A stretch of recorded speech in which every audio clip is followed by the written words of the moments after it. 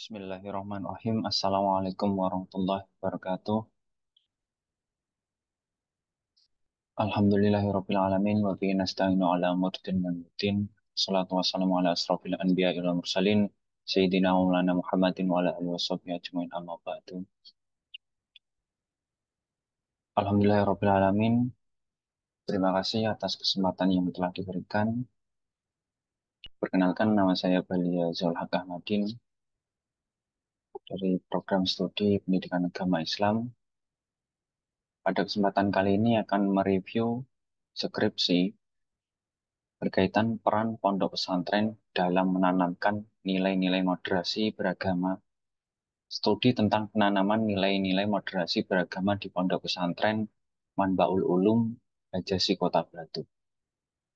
Jadi di sini saya akan mereview terkait bagaimana skripsi itu ditulis mulai dari awal sampai akhir. Ini adalah profil saya, dan jika rekan-rekan semua ingin mengetahui beberapa publikasi yang telah saya laksanakan dan telah saya tulis, bisa di-scan di barcode kali ini. Oke, di next step, kami akan menjelaskan terkait substansi review dalam skripsi ini. Yang pertama terkait pendahuluan. Nanti di pendahuluan ada babnya, sub-subbab di pendahuluan, kemudian kajian teori, kemudian metode penelitian yang digunakan, paparan data dan hasil penelitian, pembahasan hasil penelitian, penutup, serta instrumen pendukung yang ditulis dalam skripsi kali ini. Nah, oke. Pada kesempatan pendahuluan latar belakang secara singkatnya, karena ini berkaitan moderasi beragama, maka substansi kajiannya di sini difokuskan pada fakta sosial homogenitas suku, ras, agama, dan budaya di Indonesia yang menjadikan negara Indonesia itu majemuk, penuh keberagaman. Nah, keberagaman tersebut turut berpengaruh dalam tatanan kehidupan masyarakat yang dalam Islam ini ya termasuk sunatullah ya, keberagaman yang menjadi landasan kita bersatu. Namun seiring perkembangan zaman, kemajemukan ini justru menimbulkan konflik antar golongan yang berujung sebuah perpecahan di Indonesia sendiri. Padahal manusia itu diperintahkan oleh Allah untuk hidup agar saling mengenal sesama manusia dan antara suku semuanya. Nah, kalau menurut saya di konteks pendahuluan yang dituliskan oleh penulis ini perlu menuliskan berupa fakta sosial atau dasein dasolen, kondisi ideal dan realitasnya. Jadi penulis di sini harus menghadirkan sebuah fakta sosial terkait penelitiannya, kajian moderasi beragama, idealnya itu bagaimana, namun realitasnya itu bagaimana. Jadi ada sebuah kesenjangan di sini. Nah, ini bisa menjadi topik awal penelitian yang kita laksanakan. Pada konteks latar belakang, mungkin analisis saya seperti itu. Terus kemudian untuk fokus dan rumusan tujuan masalah, di sini penulis mengkaji berkaitan tentang moderasi beragama itu bagaimana penanamannya di lembaga pesantren. Terus faktor pendukungnya serta perhambatnya itu apa. Nah, menurut saya seharusnya rumusan masalah ini eh, khususnya dalam proses manajerial kiai kan merupakan seorang pengelola struktural tertinggi di pondok pesantren, pojok pimpinan tertinggi. Nah, kemudian pada rumusan yang ada diksi penghambat dan pendorong, saya kira itu tidak perlu dimasukkan, namun sudah secara otomatis masuk dalam penulisan. Nah, dan yang lebih lagi, menurut saya, meneliti moderasi beragama di lingkungan pondok pesantren itu indikasi awal sudah dapat dipastikan bahwa itu adalah idealnya, karena moderasi beragama itu ya lahir dalam lingkup pondok pesantren. Itu saya baca di beberapa buku-buku rujukan tentang pendidikan pesantren. Jadi, saya kira dalam skripsi ini mungkin kalau novelty-nya bisa dilebihkan, itu bisa di beberapa pondok pesantren yang mungkin sedikit berseberangan dengan konsep-konsep aliran kita, ideologi kita Pancasila. Jadi kalau di pesantren misalnya Ahlu Sunnah wal Jamaah atau katakanlah NU, ya pasti dapat dipastikan itu moderat karena asal moderasi beragama ya dari pendidikan pesantren itu sendiri. Nah, terus kemudian untuk definisi istilah dan penelitian terdahulu ya. Di sini definisi istilah dalam kajian ini berkaitan dengan orangnya, perannya dalam menanamkan moderasi beragama itu bagaimana di konteks pesantrennya. Nah, saya kira ini tidak perlu dijabarkan kata per kata dalam penulisan istilah.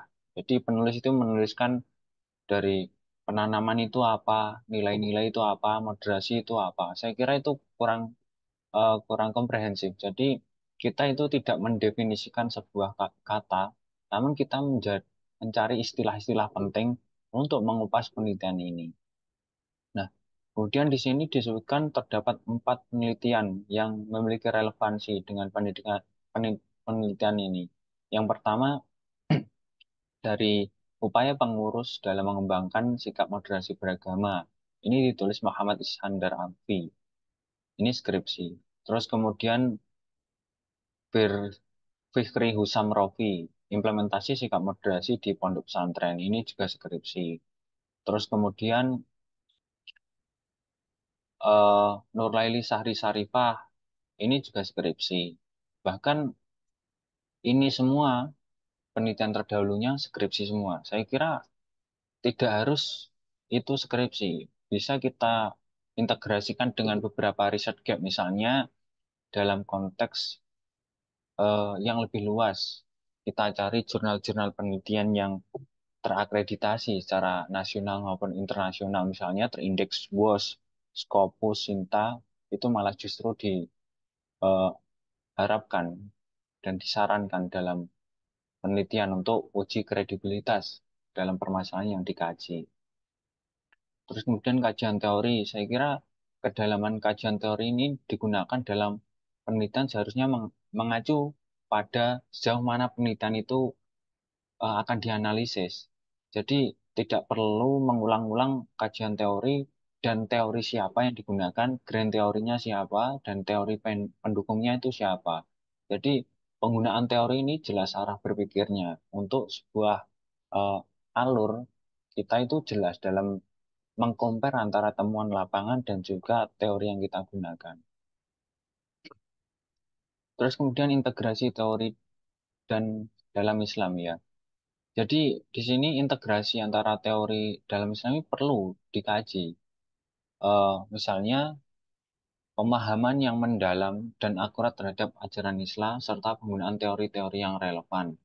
Nah, ini membutuhkan kita untuk bisa membaca secara kritis ya, secara teoritis maupun praktis. Nah, integrasi di sini harus dikontekstualisasikan antara teori Islam dan moderasi beragama. Tentunya banyak ayat-ayat Al-Quran yang mengkaji terkait keberagaman dan moderasi yang perlu dikembangkan. Jadi, peneliti di sini harus mengkontekstualisasikan dari kajian teori tadi yang diintegrasikan dengan kita perspektif Islam. Keberagaman itu bagaimana?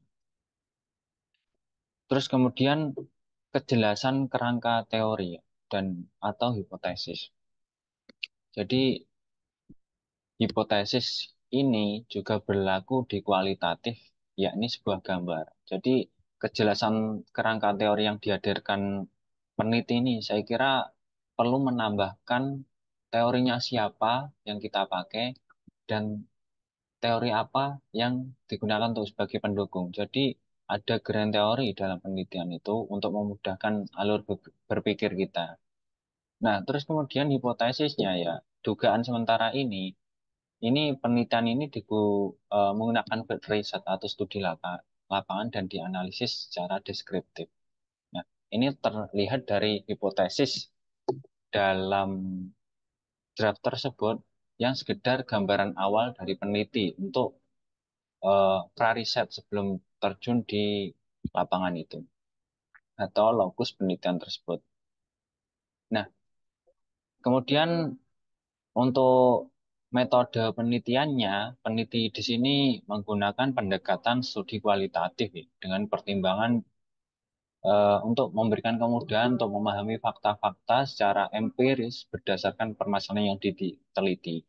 Jadi di sini dia itu berusaha untuk memaparkan situasi dan keadaan lapangan secara spesifik dan transparan, secara naturalistik ya, dan di kontekstualisasi dengan teorinya Milton Bloom dari tampilan data, reduksi, terus display sampai ke verifikasi.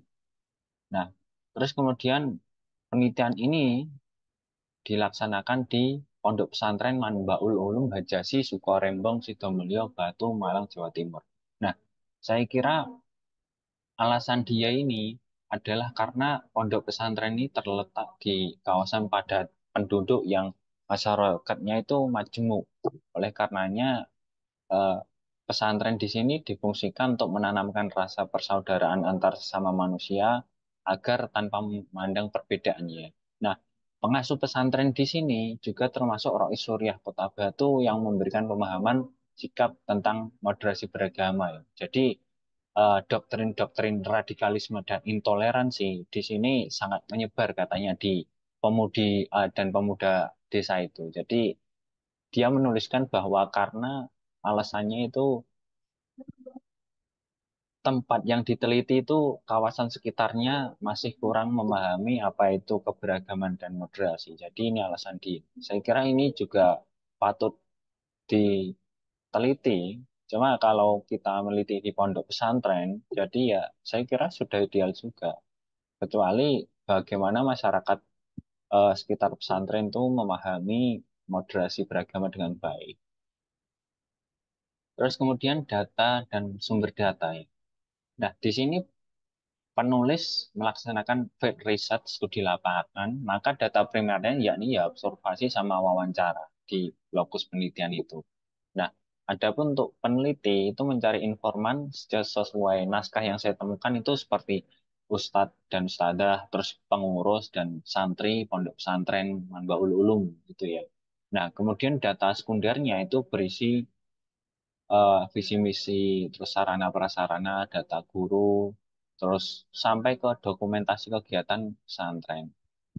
Nah, saya kira tampilan data ini ya lumrah ini seperti ini. Namun kita harus bisa mencari data secara valid.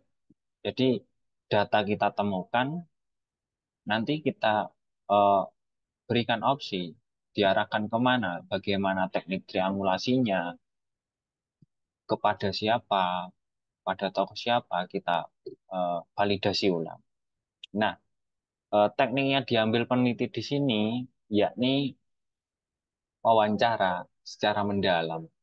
Tapi saya kira tidak ada diksi in-depth ya, in-depth wawancara mendalam. Saya kira ini perlu ditambahi dengan wawancara mendalam. Terus kemudian eh, studi dokumennya itu untuk memperkuat instrumen wawancara. Saya kira ini ya sudah relevan juga dan sudah ideal juga dilaksanakan khususnya instrumen wawancara terstruktur dan struktur. Ini juga perlu diperjelas dalam konteks ini. Terus kemudian pembahasan eh, permasalahan atau struktur wawancara itu saya kira perlu dituliskan apa adanya secara naturalistik, apa yang didapatnya itu masuk dalam lampiran penelitian di instrumen wawancara. Nah, terus kemudian kita mengkontekstualisasi, menganalisis sesuai pemikiran kita. Jadi kita olah ulang, tapi tidak kita rubah diksi yang kita dapatkan ketika wawancara. Nah, ini berkaitan pengecekan data, analisis data, dan prosedur penelitian. Tadi disebutkan kan triangulasi. Di sini beliau memanfaatkan triangulasi teknik ya. Jadi teknik wawancara itu juga termasuk di sini. Terus pengambilan dokumentasi, terus kemudian diwawancarai. Nah, kesamaan jawaban antar informan ini menjadi teknik juga triangulasi. Dia di sini memanfaatkan hal itu. Nah, saya kira ini juga relevan, cuma saya kira bisa diganti dengan kejenuhan data. Jadi data itu benar-benar valid dan jenuh itu ketika semua informan itu apa ya menjelaskan dengan kesamaan. Artinya data itu sudah tidak mungkin berkembang kembali. Eh, Terus kemudian dia reduksi untuk pengambilan kesimpulan. Ini perlu ditambahkan dengan kontekstualisasi analisis peneliti itu sendiri. Jadi tidak data mentah yang kita sampaikan di paparan data nantinya.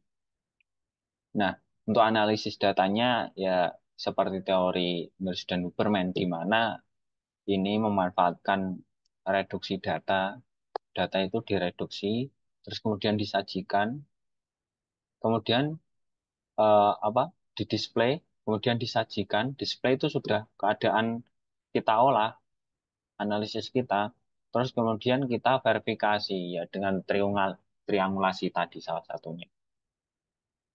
Terus kemudian untuk prosedur penelitiannya ini ada pralapangan, terus kemudian juga pekerjaan lapangan, analisis data, pelaporan penelitian, serta pemberian aspek-aspek tambahan. Nah, saya kira di sini kurang menyentuh pada konteks orientasi lapangan karena naskah tersebut masih terkesan prosedur penelitian yang kayak proposal. Jadi kayak rencana kita mau penelitian. Nah, ini ketika menjadi laporan saya kira perlu dirombak atau diperbaiki kembali. Nah, terus kemudian dalam konteks paparan dan hasil penelitian serta kecukupan paparan data di sini saya kira ada beberapa poin utama, yakni aksesibilitas data, observasi, survei kuesioner, dan analisis dokumen. Nah, di sini saya kira masih ada beberapa wawancara yang mentah ya. Jadi perlu kita analisis kembali bagaimana hasil kita wawancara itu kita analisis untuk menjawab beberapa rumusan masalah yang sudah kita tulis kalau kita sebagai peneliti. Jadi kita itu perlu mengkontekstualisasi apa-apa yang kita temukan dalam lapangan sehingga itu akan menjadi hasil yang relevan dan benar-benar menjawab bahwa penelitian ini penting. Nah, kemudian dalam hasil penelitiannya berfokus pada tiga aspek. Bagaimana kiai dan santri itu memahami moderasi beragama, bagaimana penanaman nilai-nilai moderasi beragama, bagaimana faktor pendukung dan penghambat. Nah, ini saya kira masih kontradiksi dengan latar belakang alasan penelitian itu dilakukan. Karena penelitian itu dilakukan karena alasannya kemajemukan di sekitar pesantren itu. Jadi bukan di dalamnya. Tapi kajian penelitian ini mengulik bagaimana kiai dan santri memahami moderasi beragama. Artinya itu di lembaga pendidikan pesantren, bukan lingkungan sekitar. Saya kira ini terjadi kontradiksi yang perlu diperbaiki, saya kira. Khususnya dalam konteks penelitian tadi. Nah, dalam konteks hasil ini, dia itu wawancara dengan informan, seharusnya itu direduksi dan dianalisis dengan konseptualisasi teori yang dihadirkan tadi. Jadi bukan hanya data mentah, perlunya kontekstualisasi ini antara data lapangan dan data teori studi dokumentasi ini harus match, harus relevan dan saling berkaitan sesuai dengan unsur dosen dan dasolen penelitian itu, bagaimana keadaan idealnya dan realitasnya itu bagaimana. Apakah kontradiksi atau bagaimana. Ini perlu diperbaiki, saya kira. Nah, cara penyajian datanya ya, eh, perlu mereduksi beberapa redaksi temuan wawancara dari informan. Nah, saya kira tujuannya dalam paparan hasil penelitian ini bukan lagi data mentah, namun berisi reduksi data sesuai yang kita kehendaki sebagai peneliti, bagaimana kita kontekstualisasikan.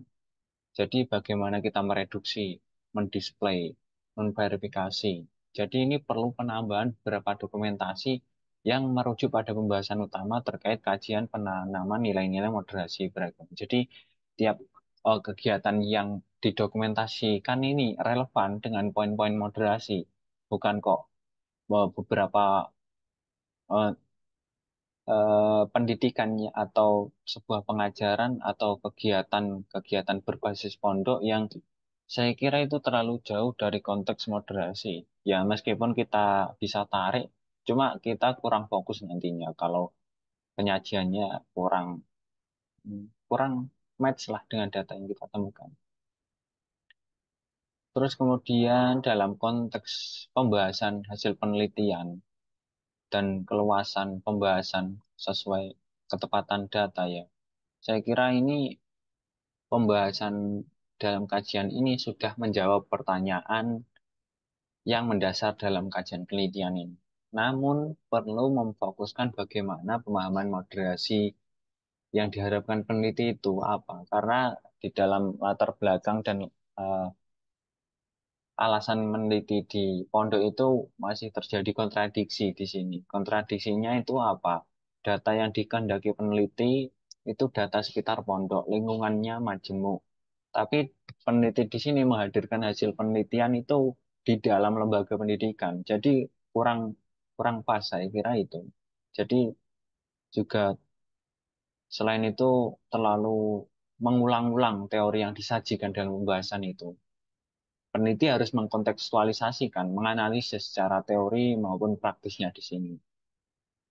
Terus kemudian dalam konteks kecermatan dalam menggunakan teori atau argumentasi ya, di sini perlu adanya teori utama untuk mengupas temuan penelitian. Saya kira tadi perlunya grand teori. Teorinya siapa sih yang kita pakai untuk mengulik moderasi beragama ini? Agar tidak melebar kemana-mana. Itu yang pertama. Terus kemudian dalam penelitian ini juga kurang memunculkan studi tokoh, tokoh siapa yang menjelaskan moderasi beragama. Karena moderasi beragama ini kan muncul isu-isu radikalisme saat ini kan. Memang aktual moderasi itu. Cuma kita bagaimana bisa mengemas moderasi beragama, penanaman nilai-nilainya itu bagaimana, kebermanfaatannya itu bagaimana di konteks eh, lingkungan luar pesantren yang dibuat alasan peneliti tadi. Jadi itu perlu integrasi. Nah, terus kemudian kekuatan analisis dan penyajian pembahasannya. Saya kira ini konteks analisisnya itu perlu dipertajam dengan analisis-analisis peneliti yang dikontekstualisasikan dengan temuan-temuan lapangan. Jadi perlu disandingkan dengan teori. Jadi perlunya peneliti ini menganalisis ya, tidak mengulangi teori-teori yang sama dari kajian teori maupun paparan data tadi. Jadi tidak perlu diulangi kembali. Namun kontekstualisasi kita sebagai peneliti itu bagaimana? Terus kemudian penutup ya. Dalam konteks penutup di sini saya kira dalam menuliskan kesimpulan itu masih perlu diperbaiki. Meskipun pada koridornya itu sesuai pedoman ya. Tapi saya kira itu kurang memberikan poin-poin peneliti di sini.